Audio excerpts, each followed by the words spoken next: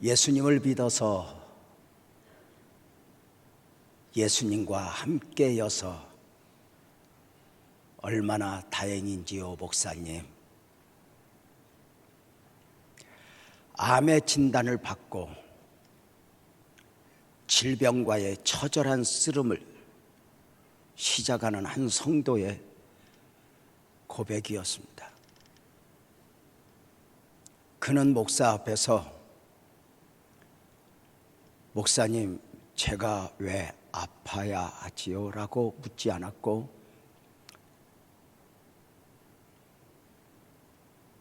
제가 혹시 죄를 지었나요? 묻지 않았고, 누구에게나 올 수 있는 이 질병 내게 왔고, 나는 이제 내가 믿는 예수님과 함께 복음적 그리스도인으로서의 씨름을 해보겠노라고 다짐하는 성도의 고백이었습니다. 우리는 왜 예수님을 믿는 것일까? 우리는 왜 내가 믿는 복음을 전해야만 하는 것일까? 오늘 부활축제 선포주일에 이 질문에 대한 답을 말씀 안에서 우리 모두가 확인할 수 있으면 좋겠다 싶습니다. 교회가 여러 감당해야 할 일 많이 있지만 모든 상황 속에서 끝까지 포기하지 말아야 하고 내려놓지 말아야 할 것이 있다면 바로 선교와 전도, 전도와 선교입니다. 전도는, 부활축제는 잃어버린 영혼을 찾는 운동입니다. 세상에 있는, 세상에서 세상에 속하여 살아가고 있는 저들 가운데 주님의 백성을 찾아 주님께 안겨드리는 운동 말입니다. 전도는 주님의 백성 아닌 사람을 주님의 백성 만드는 것이 아닙니다.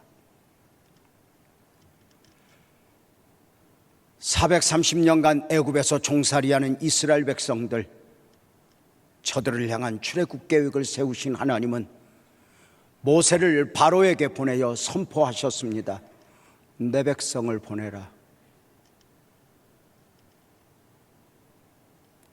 내 백성을 보내라입니다. 잃은 양의 비유에서 잃어버린 한 마리 양을 찾아 어깨에 베고 이렇게 말씀하십니다. 내 잃은 양을 찾았노라고 말입니다. 처음부터 주님의 백성이었고 처음부터 주님의 양이었다는 것입니다.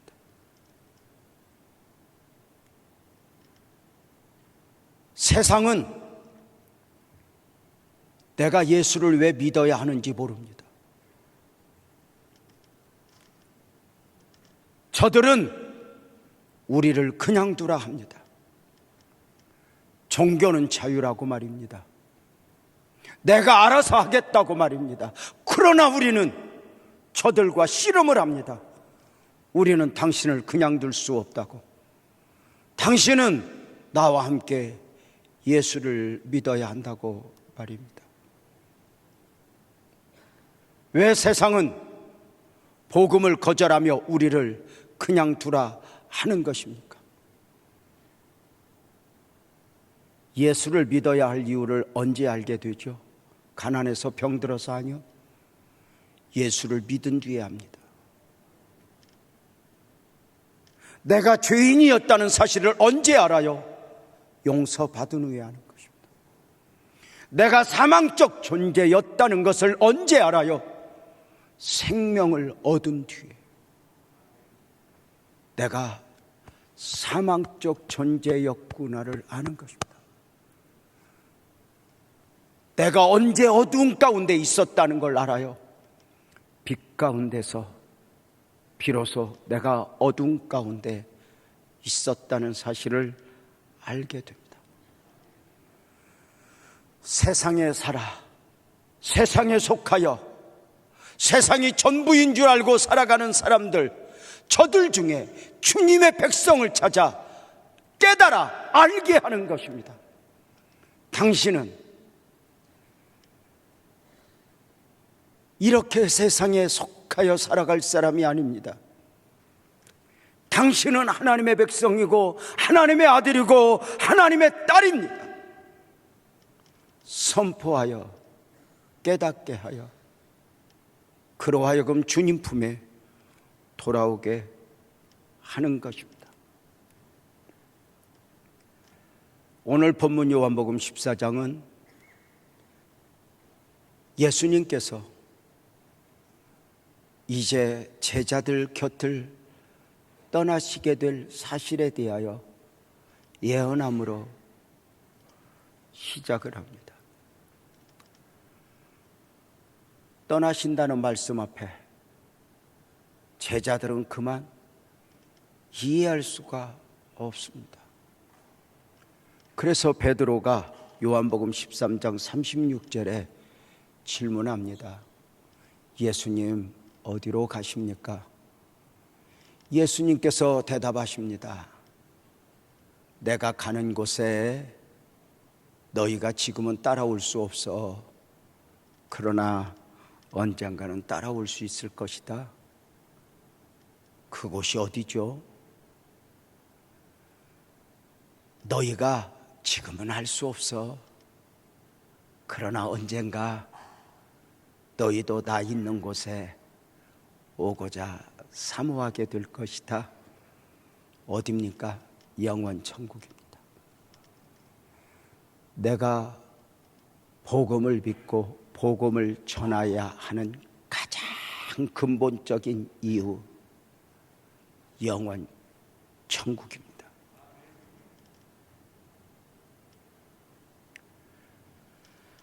아직까지 믿음이 믿음되지 못한 제자들은 늘 근심이 있습니다. 주님과 함께 임에도 불구하고 두려움이 있습니다.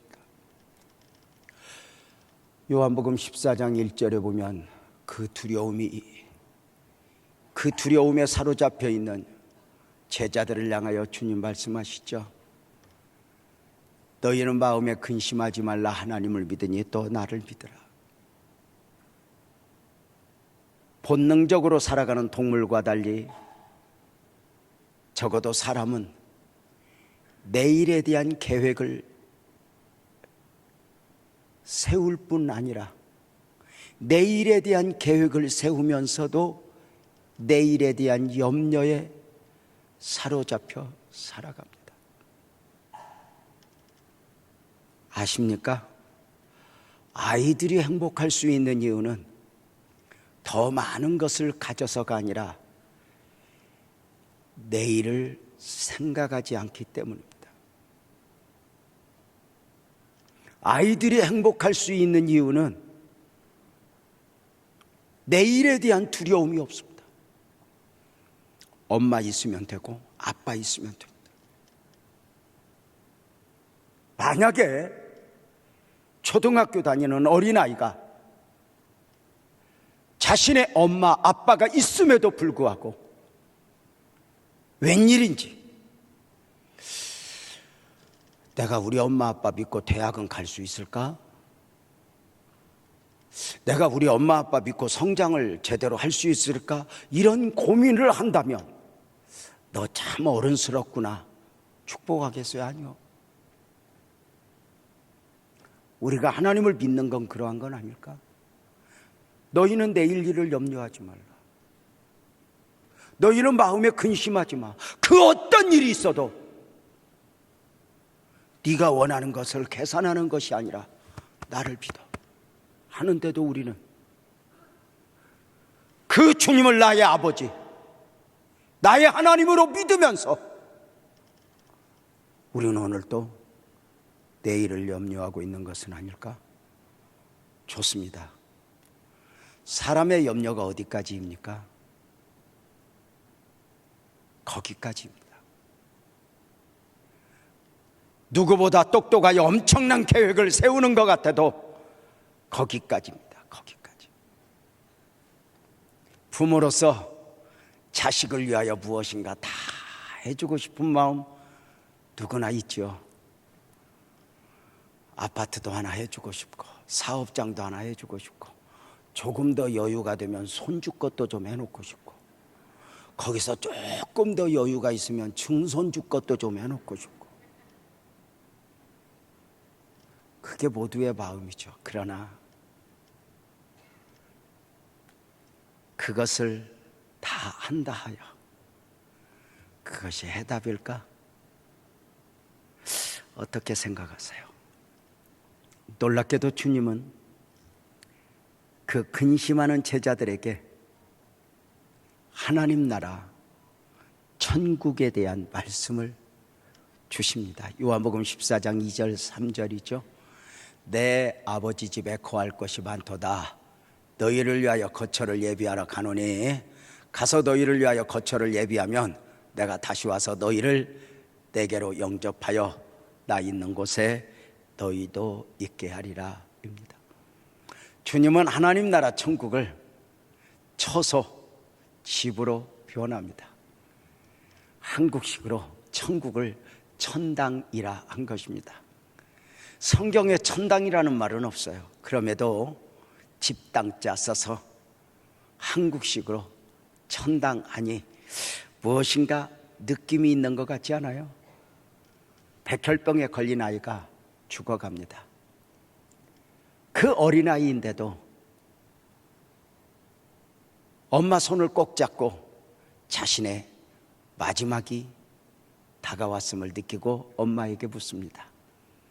엄마, 천국은 어떤 곳이야? 엄마가 손을 꼭 잡고 대답합니다. 아들아, 우리 집하고 똑같아. 아들이 대답합니다. 그러면 가도 되겠다, 엄마. 나 천국집에 갈래. 엄마는 그 아들을 보내고 아들은 엄마 손을 놓고 짧은 생애이지만 마무리합니다. 별일이 다 많죠. 사람이 사는데 무슨 일이라도 일어날 수 있죠. 남보다 여유 있게 살면 몇 년 더 여유 있게 살까? 남보다 힘들게 살면 도대체 몇 년이나 더 힘들게 사는 것일까? 성도들에게 끊임없이 천국이 있다고 설명을 해요. 그런데 그 천국을 믿지만 그 천국을 실제적으로 삶을 살아내지는 못하는 것 같아요. 너희는 먼저 그의 나라와 그의 의를 구하라 외쳐보지만 여전히 땅의 나라에 매여 있죠. 마치 3년 반 동안 예수님을 따라다니던 제자들처럼 말입니다. 주님은 영원한 나라, 영적인 나라를 말씀하시는데 제자들은 육적인 나라로 받아요.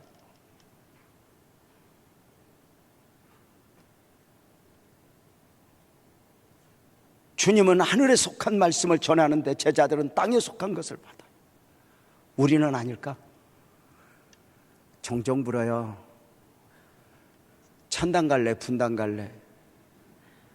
그러면 분당 들렸다 천당 간대요. 저도 분당 가서 집회해 봤는데요, 분당 가도 우는 사람 많던데요. 여러분 어떠세요? 어쩌면 우리는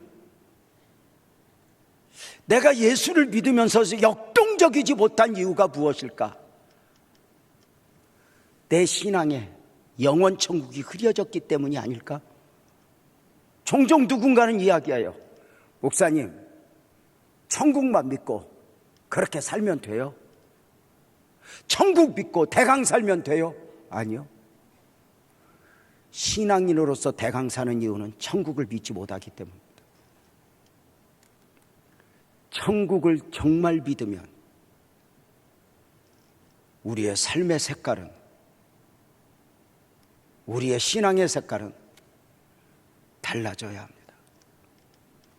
나는 혹시 오늘 무엇을 먹을까, 무엇을 마실까 염려하고 있는 것은 아닐까? 아니, 나는 그만두고 내 자식들 것까지 그 염려를 끌어안아 내 자식들에게 무엇을 먹일까, 무엇을 입힐까, 무엇을 사줄까, 여기에 매여 살아가는 것은 아닐까? 여기에서 우리의 신앙의 가치를 찾는다면 내가 과연 예수를 믿어야 할 이유가 있을까? 고린도전서 15장 19절은 우리에게 분명하게 말씀해 주죠. 만일 그리스도 안에서 우리가 바라는 것이 다만 이 세상 삶뿐이면 우리 모든 사람 가운데 우리는 더욱 불쌍하다고 말입니다. 왜 예수 믿으면서 초라해집니까? 가난해서, 병들어서, 문제가 많아서? 아니요.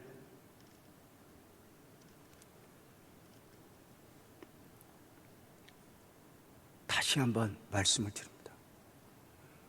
내 삶의 근거를 세상에서 찾기 때문입니다. 내 삶의 근거를 세상에서 찾으면 우리는 초라해지는 것입니다. 왜? 예수 믿지 않아도 내가 원하는 거, 우리가 원하는 거 세상에 다 있기 때문입니다. 종종 말씀을 드리죠. 출애굽한 이스라엘 백성들 광야에서 저들이 정말 힘들었던 것은 광야라는 환경이 아닙니다. 애굽에 대한 미련입니다. 그래서 고비 앞에서 늘 모세야 우리를 죽이려고 데리고 나왔느냐? 우리 애굽으로 가겠다라고 말을 합니다. 그러나 저들은 모릅니다. 출애굽하여 홍해를 건넌 순간 저들에게는 애굽과 상관이 없어야 한다는 것입니다. 애굽으로 갈 수 없습니다. 사랑하는 성도님들, 성경은 우리에게 끊임없이 하나님 나라를 강조합니다. 우리 예수님 공생의 사역을 시작할 때 마가복음 1장 15절에 보면 때가 찼고 하나님 나라와 가까웠느니라 외칩니다. 공생의 사역 중간에만이 아니라 부활하신 후에 하늘로 승천하기 전에도 사도행전 1장 3절에 보면은 하나님 나라의 일을 말씀하셨습니다. 하나님 나라, 하나님 나라. 우리는 복음을 믿고 살아가는 우리들의 삶을 빌립보서 3장 20절은 우리는 하늘의 시민권을 가지고 살아가는 사람들이라고 말합니다. 아파트 분양받아 보셨습니까? 우리나라 같은 경우가 좀 없다고 그래요. 우리는 모델 하우스 하나 보고 평생에 내가 번 돈 투자에 아파트를 분양을 받습니다. 아무것도 없는데 거기 아파트가 설 것을 믿고 분양을 받습니다. 아파트 분양권을 딱 가지게 되면 지금 있는 내 삶의 터전이 조금 불편해도 아무 상관없습니다. 왜? 그 아파트로 갈 것인가? 우리 집 아파트 아직 세워지지 않았는데 공사 중인데 괜히 애들 태우고 그 아파트 공사 현장을 지나면서 아이들에게 이야기합니다. 아이들아, 저 중간에 지금 저 크레인 서 있잖아. 저기가 지금 우리 아파트 올라가는 곳이란다. 아빠, 없는데? 아니야, 곧 보일 거야. 이것이 우리의 삶이어야 하는 것 아닐까? 이 땅에서 우리는 하나님의 시민권을 소유한 사람으로서 이 땅에 때로 울 일 많지만, 아파할 일 많지만 우리에게 영원한 내 집이 있다.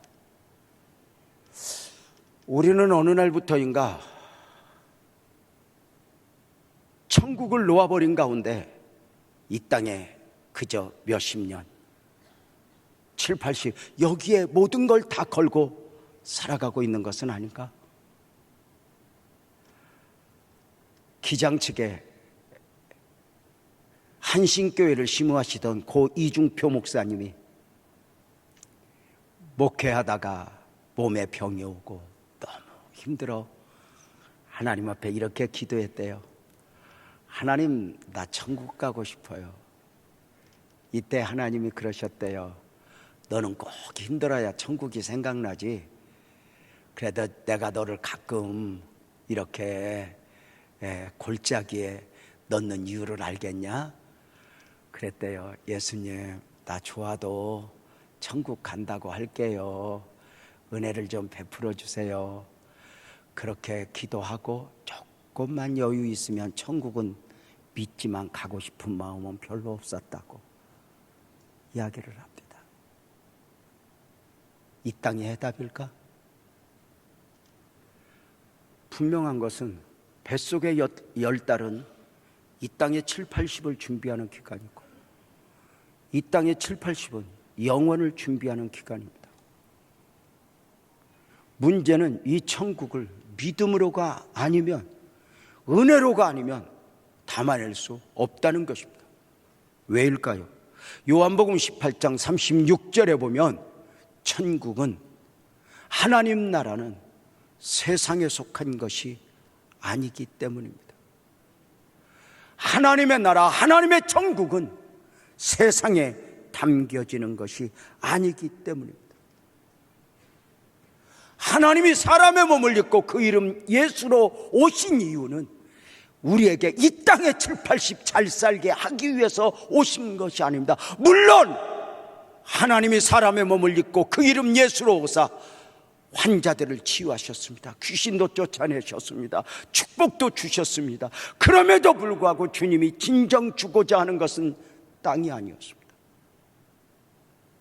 영원한 나라였습니다. 하나님이 사람의 몸을 입고 그 이름 예수로 오신 이유, 사람의 몸을 입고 오신 예수님이 고난받으시고 죽으시고 부활하신 이유가 무엇일까? 바로 영원한 나라를 주시기 위함입니다. 세상은 이해할 수 없죠. 그래서 누가복음 17장 20절에 보면은 하나님의 나라는 볼 수 있게 임하는 것이 아니란다. 누구나 볼 수 있는 것이 아니라고 말입니다. 그런데 그 하나님의 나라가 내 안에 믿어지고 품어졌다. 이것이 얼마나 소중한 은혜일까? 하나님 나라, 천국은 가장 중요한 개념은, 나라의 특징은 통치 개념이죠. 다스림. 주님이 계신 그 나라, 교회 학교를 오래 담당했던 부목사님이 아이들에게 천국과 지옥을 이렇게 설명했대요. 목사님, 천국은 어떤 곳이에요? 천국은 주님 계신 곳이란다. 지옥은요, 주님 안 계신 곳이야. 저는 그 부목사님 설교를 딱 듣는 순간 제 안에 각인되었어요. 저렇게 근본적으로 설명을 해 주었구나. 사랑하는 여러분, 어떠세요? 주님께서는 그 하나님 나라에 대하여 말씀해 주실 때 요한복음 14장 2절 3절을 다시 보면 이렇게 말씀해 주셨잖아요. 너희를 내게로 영접하여 나 있는 곳에 너희도 있게 하리라. 나 있는 곳. 여러분 어떠세요? 주님 계신 그곳은 영원 천국만이 아니에요. 시련의 깊은 골짜기, 고통의 처절한 상황, 그것이 사자굴도 풀무도 주님이 계시면 충분했잖아요. 어느 날 예수님을 내가 영접하고 우리는 이렇게 고백해요. 내가 사는 것은 내가 사는 것이 아니요 내 안에 그리스도께서 사신 것이라고 말합니다. 내 안에 내 삶에 그리스도께서 주인 되셨다면 우리가 무엇을 두려워할까? 천국은 지극히 미래적이면서도 현재적이죠. 미래적 천국을 소망하는 사람은 현재적 천국에 우리는 감격하여 삶을 살아냅니다. 누가복음 17장 21절 이렇게 말했죠. 하나님의 나라가 너희 안에 너희 삶에 있다고 말입니다. 사랑하는 성도님들,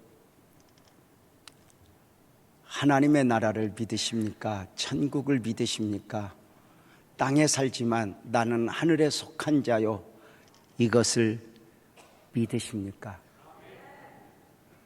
다시 한번 확인하기 위하여, 그렇다면 천국 백성이 되는 원리, 영원 천국을 소유하는 원리가 무엇인가 확인하고자 합니다. 늘 미래에 대하여 두려움에 사로잡혀 있는 제자들에게 주님이 주셨던 말씀이 요한복음 14장 6절이죠. 예수께서 이르시되 내가 곧 길이요 진리요 생명이니 나로 말미암지 않고는 아버지께로 올 자가 없느니라. 주님 스스로의 증언입니다.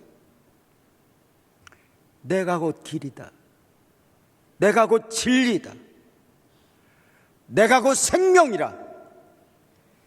이 요한복음 13장 14장을 함께 묶어 이 말씀을 그대로 적용하면 우리는 이렇게 말씀을 드릴 수 있습니다.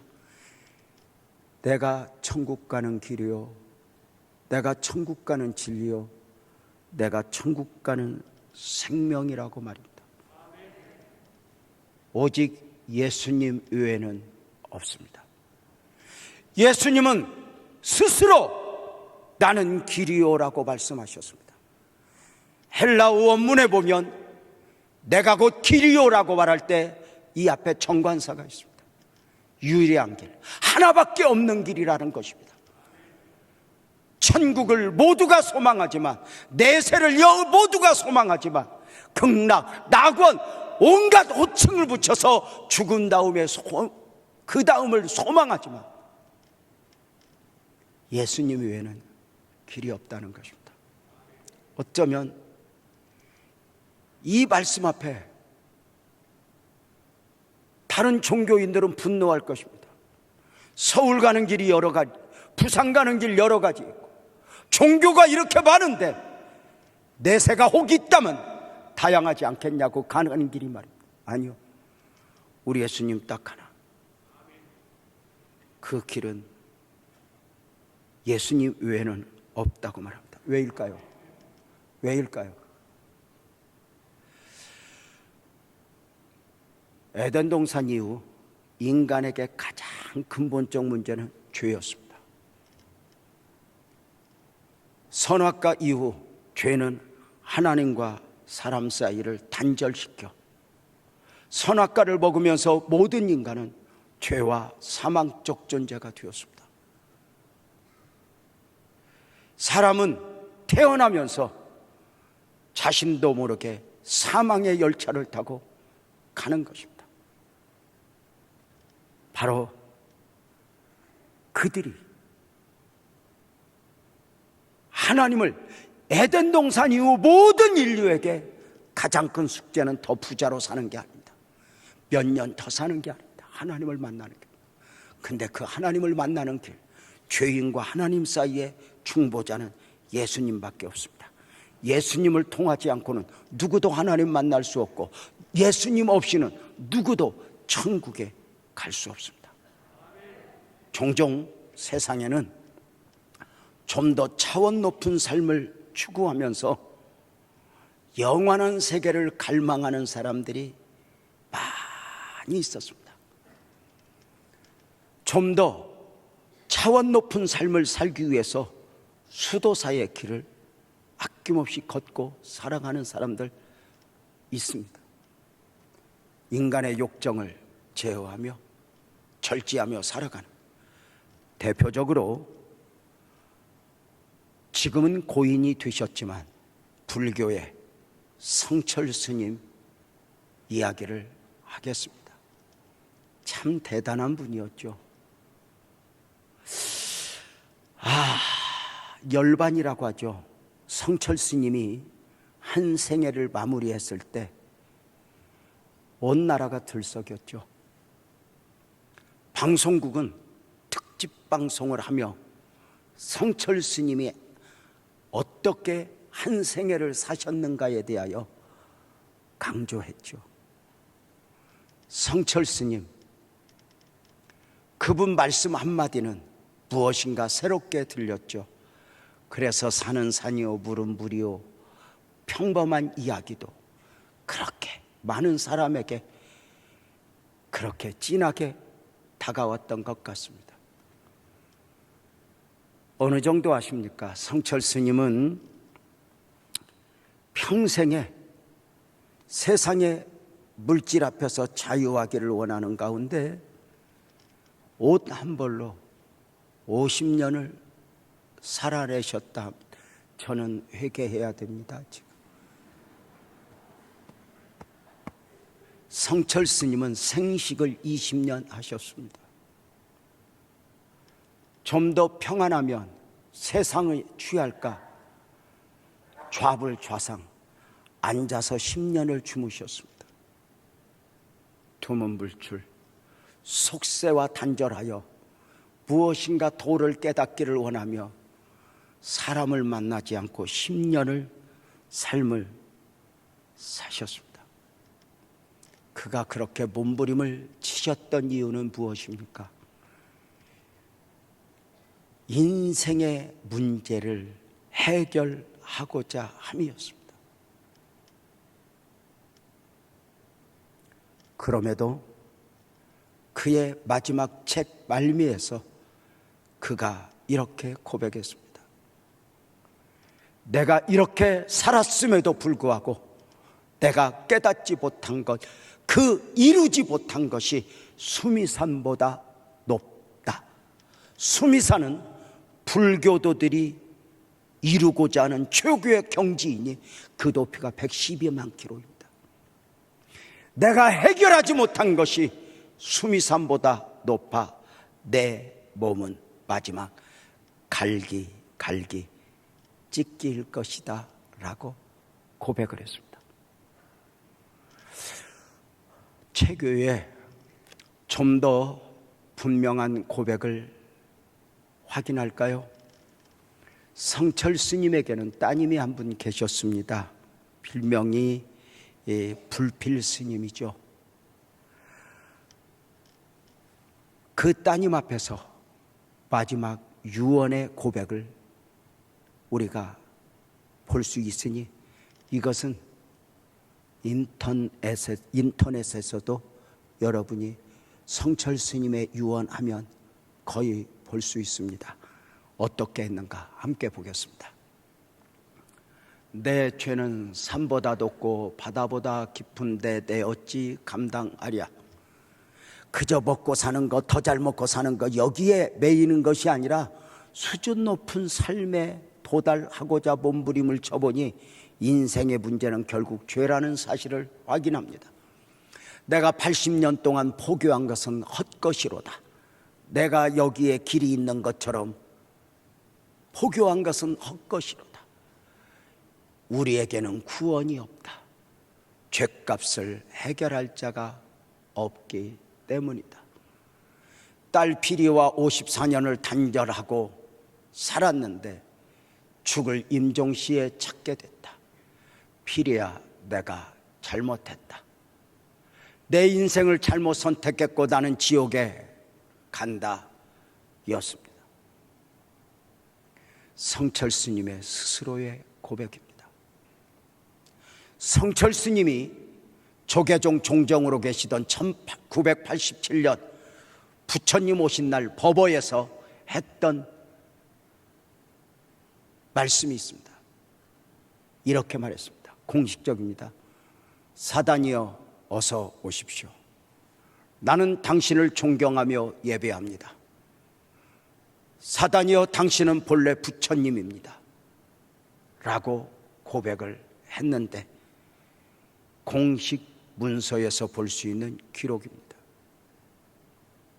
조선일보 1987년 4월 23일자 칠면, 같은 날 경향신문도 똑같은 기사를 냈죠. 그리고 지금도 대한불교 조계종 종정사서실 큰빛총서 1권에 보면 그 고백이 그대로 나옵니다. 저는 오늘 불교의 교리를 성철 스님의 말씀을 폄하하고자 이렇게 말씀을 드린 것이 아닙니다. 더 잘 먹고 더 잘 살아야지. 모든 인생은 100% 회의합니다.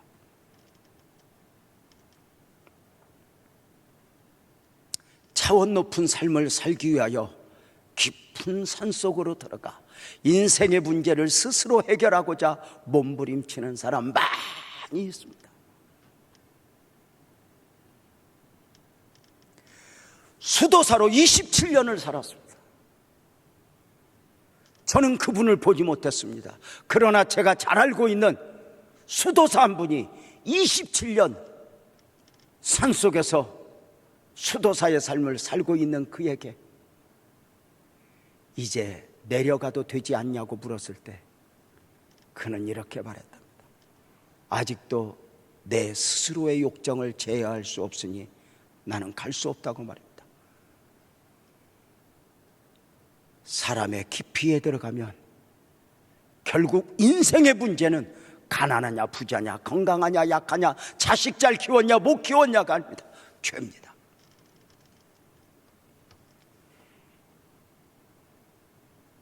사랑하는 여러분, 우리 주님은 내가 곧 길이오라고 말씀하십니다. 죄 문제를 해결하여 영원에 이르는 길 말입니다. 천국 가는 길만이 아닙니다. 우리 예수님은 이 땅에서도 얼마든지 우리에게 길이 되어 주시니 사마리아 여인에게도 삭개오에게도 바디메오에게도 길이 되어 주셨습니다. 오늘 우리의 삶 속에서 어찌할 바 모르거든 어린아이가 그저 엄마 아빠 믿듯이 내가 무엇을 어찌해야 할 것인가 다 놓고 주님 손잡고 계시면 됩니다. 사랑하는 성도님들, 예수님 꼭 붙들고 나는 길이요. 예수님은 말씀하십니다. 나는 진리라고. 진리는 사실을 말하는 게 아닙니다. 진리의 특징은 변하지 않는 것입니다. 시간과 공간 안에서 변한다면 그것은 진리가 아닙니다. 인간의 모든 역사 가운데 수많은 말들이 있었습니다. 다 변합니다. 성경이 우리에게 하나님 말씀으로 다가오는 이유는 변하지 않기 때문입니다. 내가 과거에 옳다고 생각했던 것이 지금 보면 얼마나 부끄러운지. 이게 우리네 삶 아닐까? 우리 예수님은 요한복음 8장 32절에서 진리를 알지니 진리가 너희를 자유롭게 하리라 하십니다. 진리 안에, 그 말씀 안에, 예수님 안에 죄에서 자유하는 법이 있습니다. 그리고 예수님은 나는 생명이라 이렇게 말씀하십니다. 나는 생명이라. 이 생명은 영원한 생명입니다.